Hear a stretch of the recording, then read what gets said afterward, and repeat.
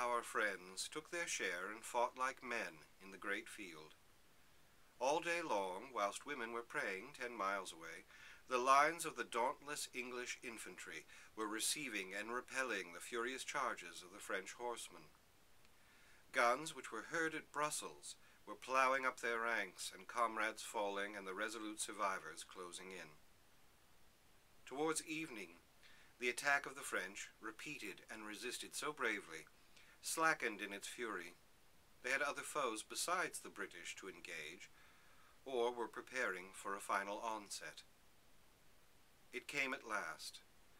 The columns of the Imperial Guard marched up the hill of Saint-Jean at length and at once to sweep the English from the height which they had maintained all day, and spite of all, unscarred by the thunder of the artillery which hurled death from the English line. The dark rolling column pressed on and up the hill.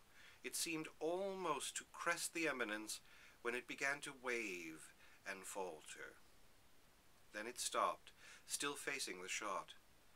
Then at last the English troops rushed from the post from which no enemy had been able to dislodge them, and the guard turned and fled.